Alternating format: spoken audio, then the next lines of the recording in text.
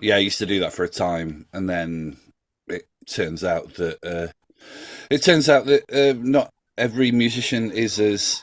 Oh, hang on, let me start this again. I live. I live. Technologically capable. I live next to a. I live next to a police station. Sorry. No, normally I would let the police siren run out if we were Ooh, like 10 minutes into a conversation, but right. seeing as we've just started, I That's might very as well funny. start again. Um, you're in a travel lodge. How many travel lodges do you think you have slept in your career? Oh God. I mean, all of them. I'm going to say I've slept in every Travelodge because when I That don't do the MC Hammersmith act, I also do improv in a big improv team, and that's the life of a touring comedian and performer in the UK. You stay in a lot of Travelodges in between gigs. That's the road life. how often do people say is it being like Alan Partridge? Yeah, there's a lot of very Partridge aspects to the road life. You get to actually recognize all the hotel staff if you stay in the same ones over and over again. You get to go, well, this travel lodge is great because it's equidistant between London and Norwich, that sort of thing. It's Yeah, yeah, I used to be in a band and I had similar things with service stations. yeah, I definitely, I'm big on video games, so I started to know service stations by what arcade units were in the yeah, foyer. You know, yeah. It's very true. Bringing my big plate to the buffet, all the classics. how how long have you been doing this? You're quite a new discovery to me. I've been playing your record and simultaneously laughing and also just thinking the rhymes are really good. Thank Uh, you. so yeah, how long have you been doing this? I have been doing improv for a lot longer than I've been doing the MC Hammersmith stuff. I've been doing improv since I was at school. Straight out of school into uni, I started performing improv. But the MC Hammersmith act, I started developing in 2016. So only about 7 years. Um, so I started out doing improv in a musical group, and the idea was we would try and do improvised musicals together. So improvised Broadway style musicals, and I always wanted to slam the rap bridge because I was always a huge hip hop fan. I Yeah, wasn't very good at it, and nobody wanted to practice with me, so I just did it by myself, basically, and right, then right. started doing it on the stand up circuit by myself by the end of 2016, starts 2017. Yeah, So you say that you did improv basically out the gate. I mean, was it? I've never known of a school have improv classes. it's weird, right? Because in the States and Canada, it's a huge thing for high schools to have improv classes. But I went to a fancy posh school. Don't know if you can tell. And obviously, that meant we had a keen drama teacher who would teach improv as a club every Thursday. And yeah, it's it was a niche. It was definitely a niche. I don't know where he first came up with the idea of it, or if he himself had some background doing it at drama school or something. But yeah, he was basically teaching us out of a book. Whose line is it anyway? Games and you know all that Keith Johnston theatre sports stuff. And obviously, like we're 14, we were terrible. And even by the time I was 18 and had been doing it every week for 4 years, I was still terrible. It was the blind leading the blind. But Right. I had that misplaced confidence that you also get at private school to audition for improv teams when I was at university on the back of it. Yeah, it's weird. I did an improv class last year, and like a 10 week thing, Yeah. and I left after the eighth week because I broke a rule. Oh, Like really? yeah, I really enjoyed it. Like it was really something I felt like I needed at that point in my life. Like I felt like I'd got very, I don't know whether it was the lockdown or I don't know whether it was being a freelance journalist and spending a lot of time on my own, but I felt like I'd just lost confidence. Yeah. I felt like I'd lost the ability to just kind of, I'd lost a bit of lightness about myself. Sure. Yeah. And so I started doing this improv class, and it was good. I mean, within 30 seconds of being there, I was like, playing, pretending to be a raccoon or whatever, and Yeah. Yeah. Yeah. it was amazing to me that I actually managed to sort of put aside my sort of seriousness and actually kind of just play. It was really fun, but it was about 8 weeks in, and we had a teacher, and I referenced their nationality. because Okay. they weren't British; they were from another European country, and Sure. I referenced it in the in the skit, I guess. And then afterwards, they said to me, I'm not sure about that.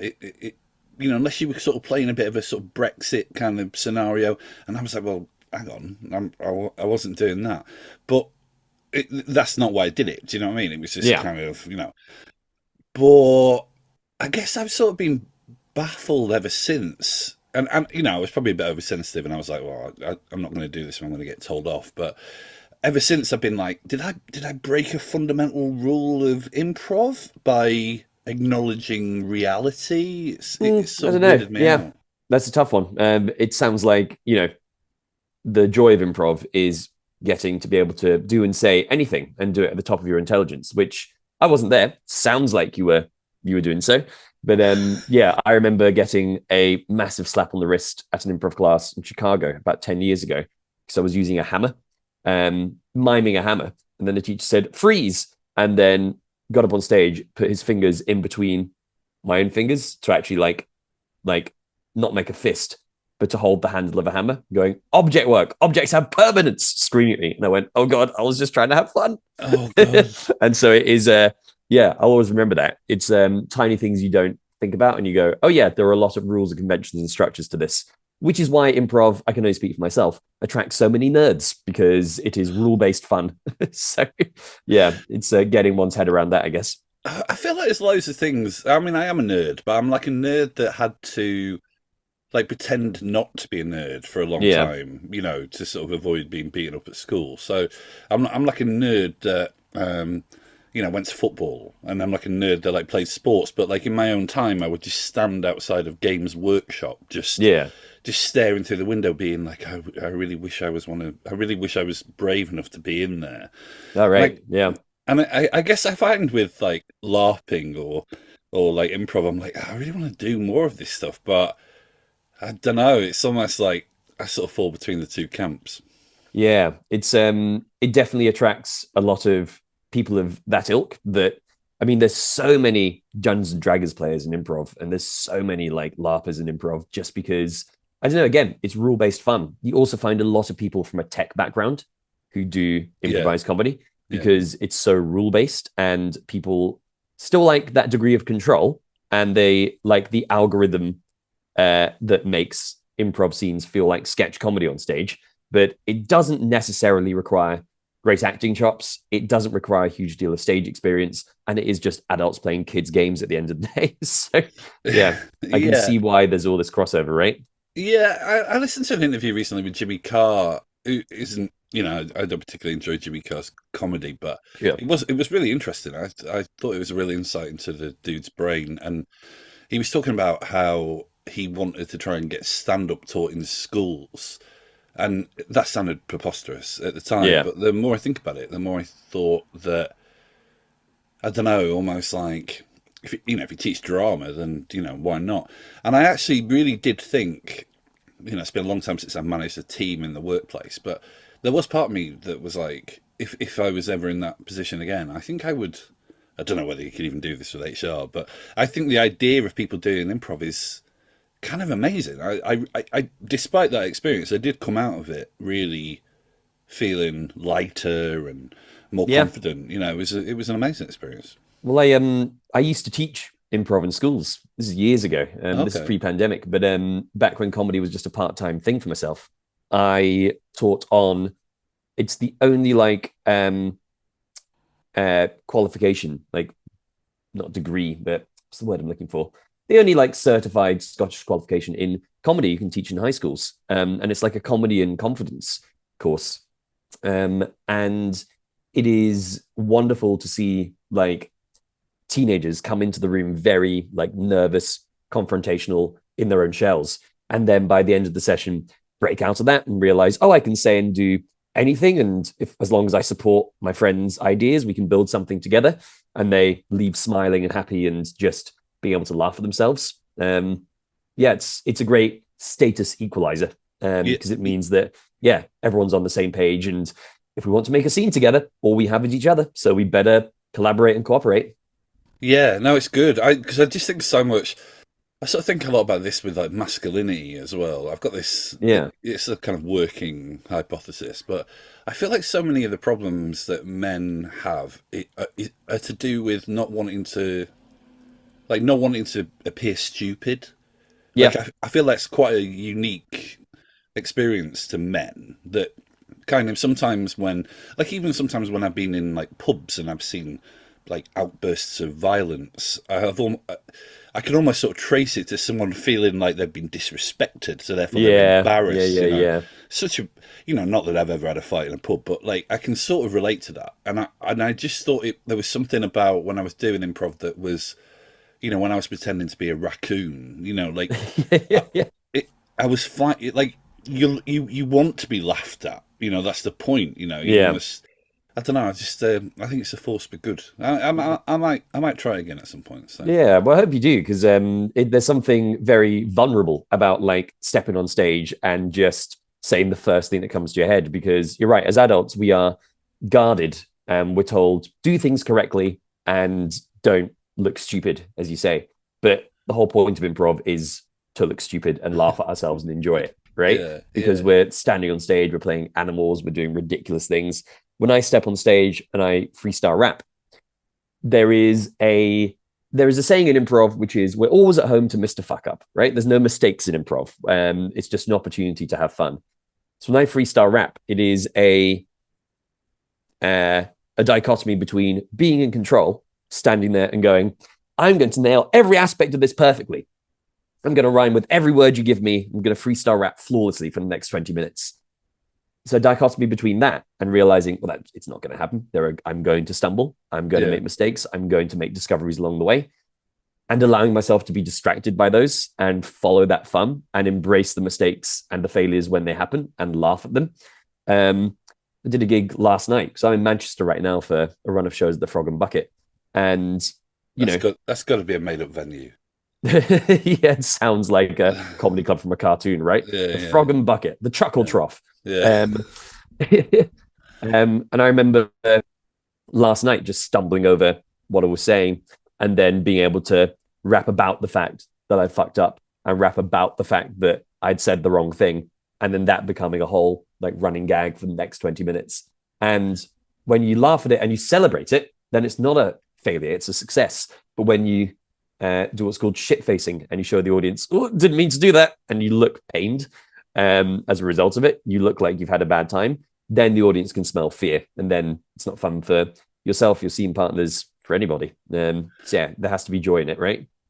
You said before about how you were you'd always been into hip hop, and you also mentioned like your upbringing. Yeah. And I feel like those two things obviously merge in this. I don't want to sort of psychoanalyze MC Hammersmith, but Sure. there is that thing. I sometimes wonder when. I sometimes wonder when. Sometimes wonder because I have seen acts a little bit like yours. Yeah. There's the guy from, I can't remember his name, but there's the guy with the banjolele who was in the band Collapse Lung, and I've seen him on TikTok. Yeah. I know yeah, and exactly. it's more of a sort of an English sort of gent kind of Yeah, thing. he's great. Yeah, he's wicked. I loved Collapse Lung; they were amazing.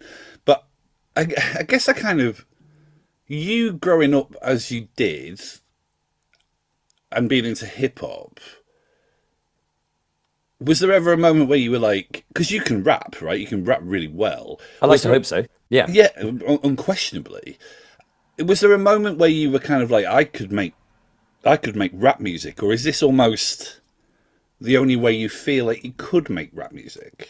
I think it's the latter. I think, very early doors, I realized this can't be a piss take of hip hop because I'm a straight, white, cisgendered, middle class guy. Like, and hip hop is like, like the language of storytelling of struggle against the establishment is, when you look at its origins. And I, yeah, would feel deeply uncomfortable claiming A, like, I've had the same struggles, or B, taking the piss out of the form that I love. I think I realized very early doors I had to be my authentic self and just rap about the things that I know, which is the middle class struggles of never being able to find lemon and coriander hummus, Yeah, which yeah, I think if that's done from a place of love and is done from a place of having consumed hip hop and rap music from a young age and like paying tribute to it, I think that's fine. I've never run into any complaints or troubles on the back of it. But you do see acts that come out at open mics who are taking the piss out of hip hop, who are dressed in snapbacks, chains, sunglasses, smoking a fake blunt, and just being very reductive about it. That, yeah, that is not helpful. yeah.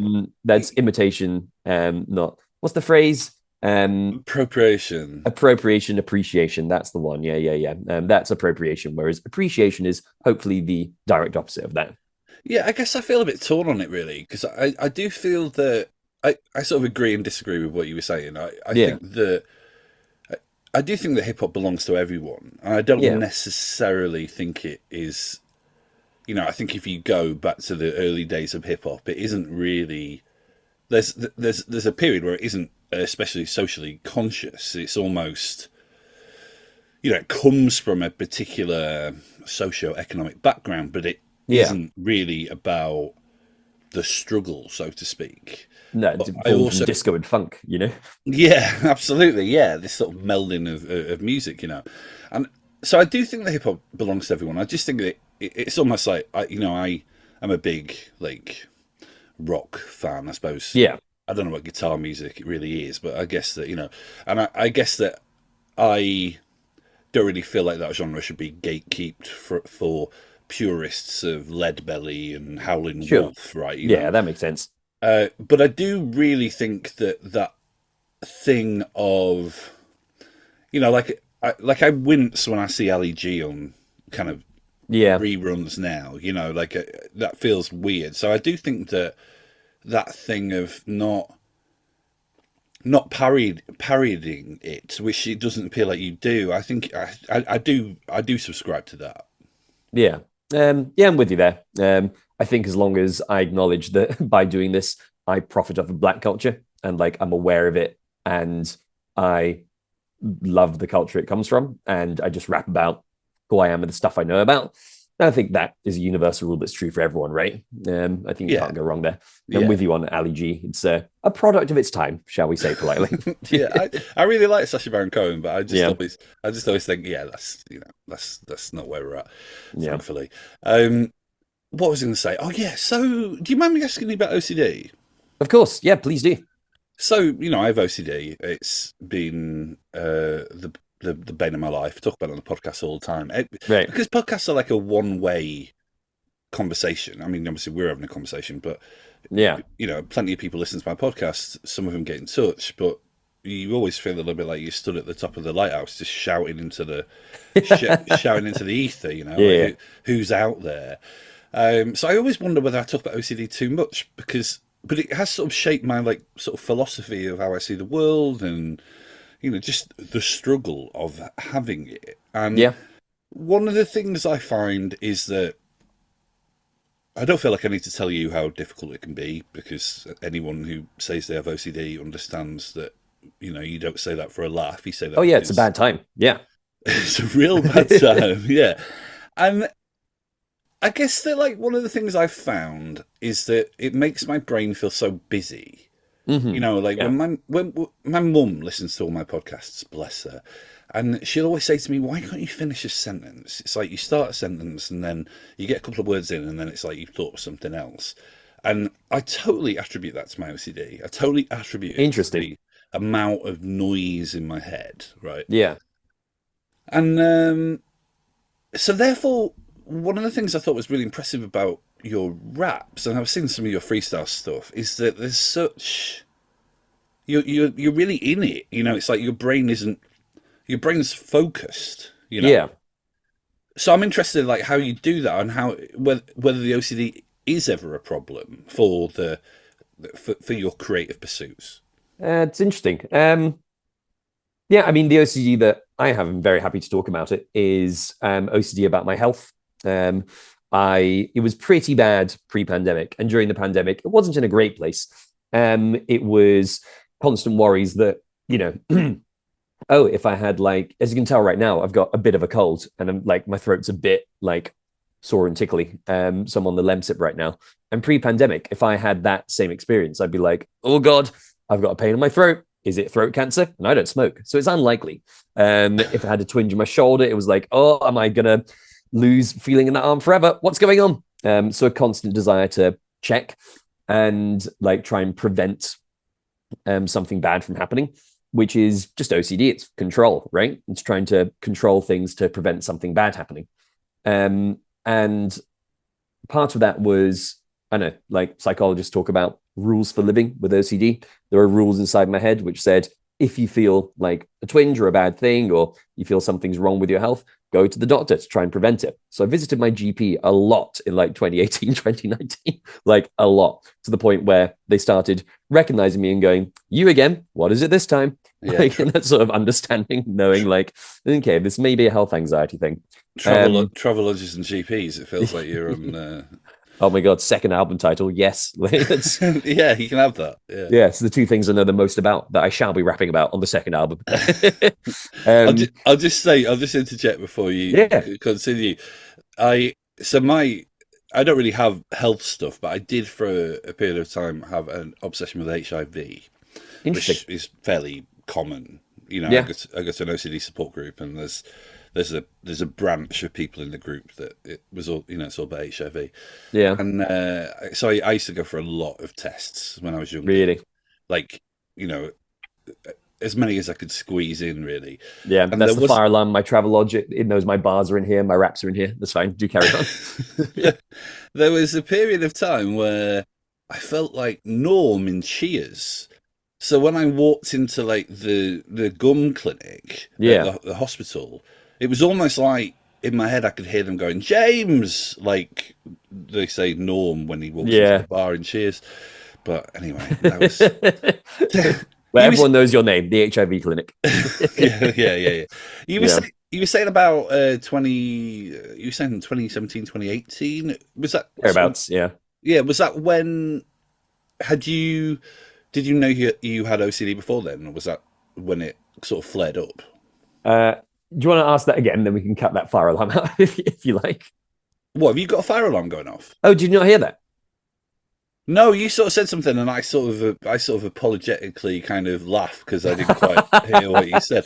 I didn't hear any fire alarm. Oh, yeah, I must have my Zoom settings set to take out the background audio. Yeah, a fire alarm went off twice testing here in the Travelodge, and I said it's because my rhyme book's in here because my rhymes be so fire. But you know, it's funny if I explain the joke, I guess. No, you've got to explain the joke. I'm ever so sorry about that. No, it's absolutely fine. I apologize for my superior Zoom audio settings.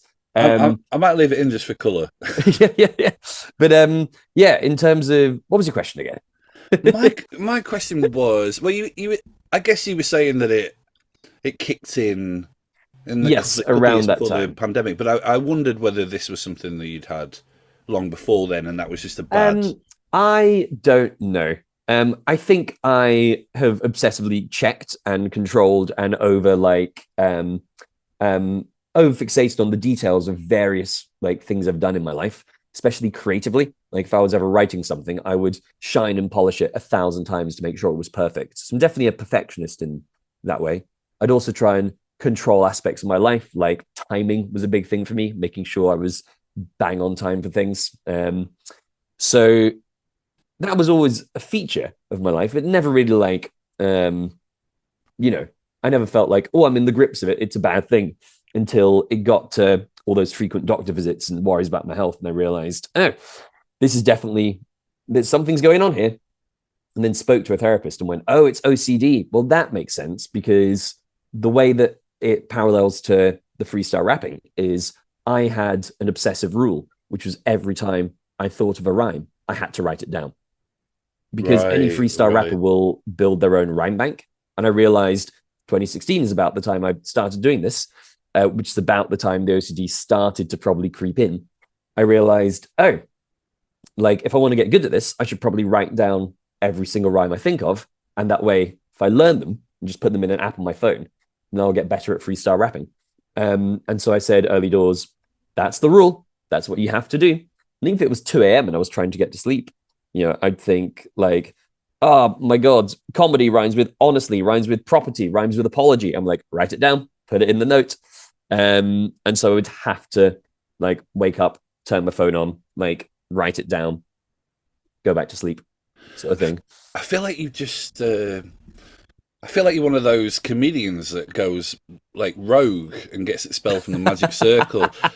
I've all because I am a big hip hop fan, and I've always wondered how freestyle rappers do it, and Yeah. you've just showed me behind the curtain there.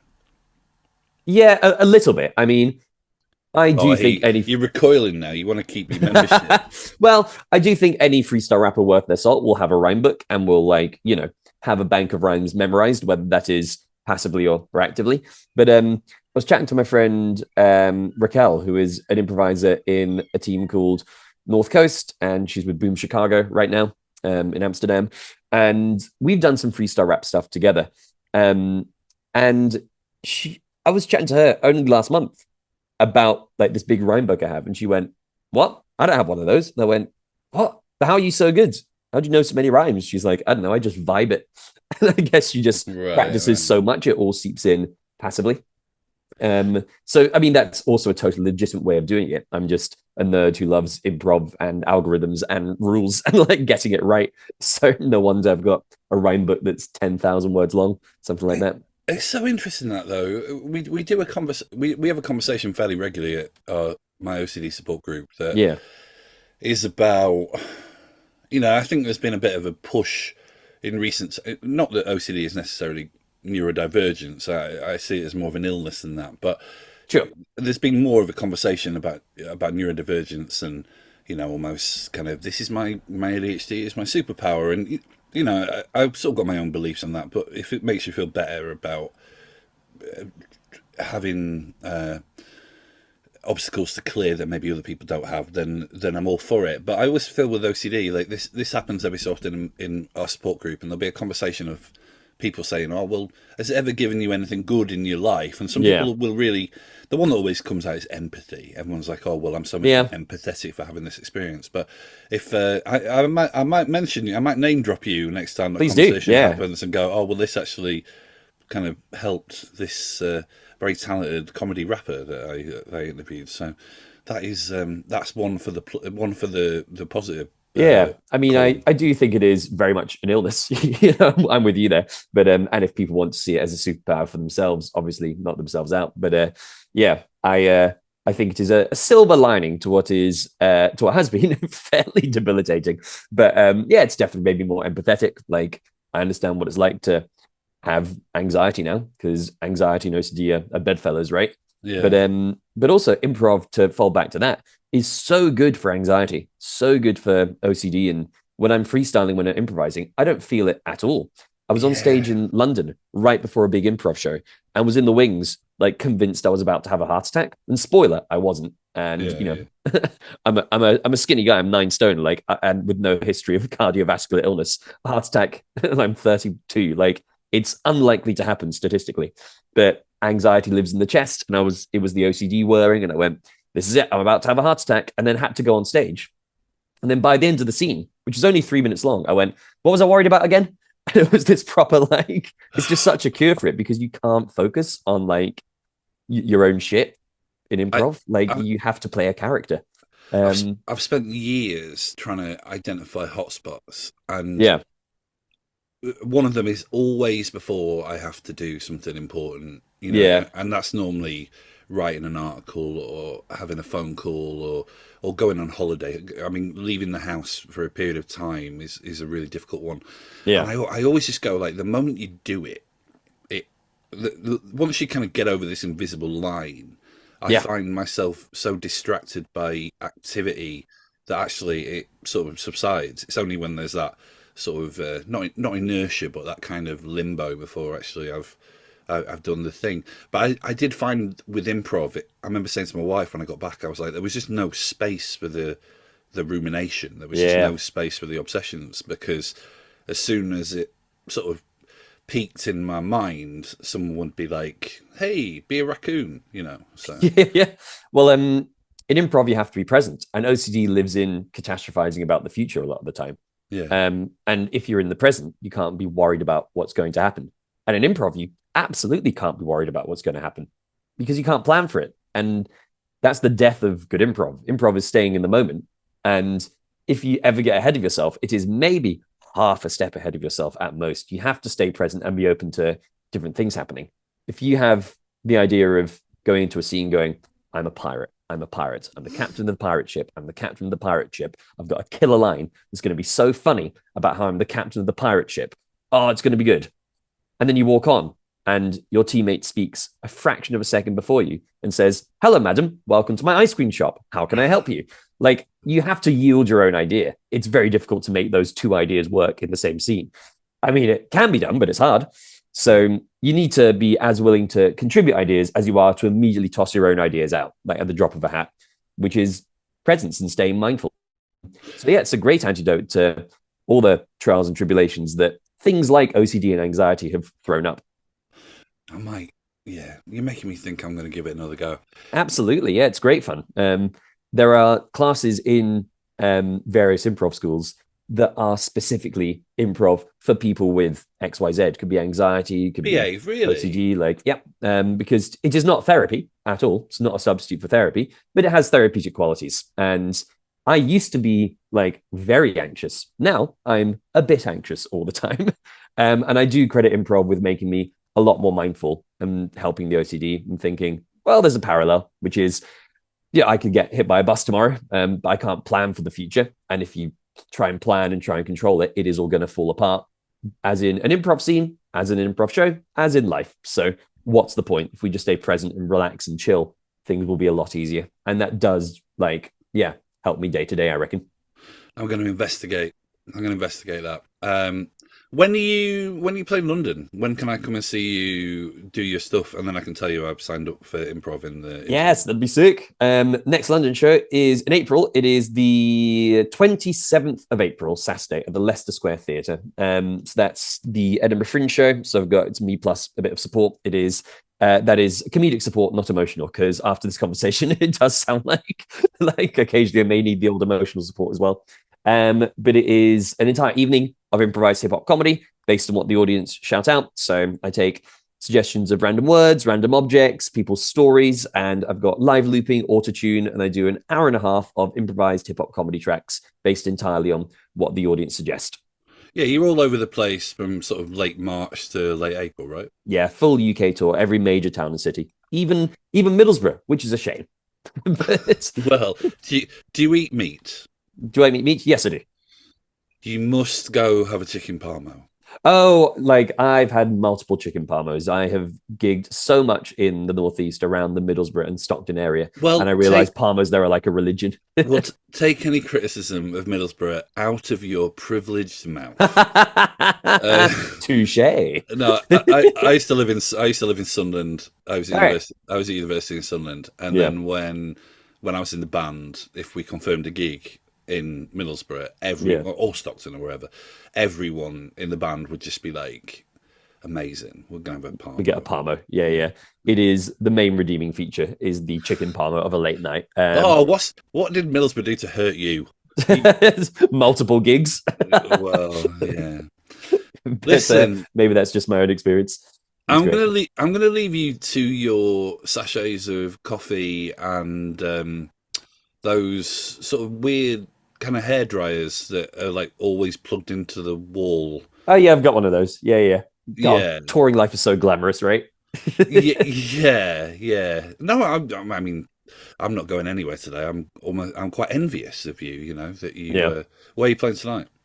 Tonight is yet again at the Frog and Bucket in Manchester. Oh, and I'm opening in Wigan as well. Wigan and Manchester in one day. My God, what a Friday night I've got in store.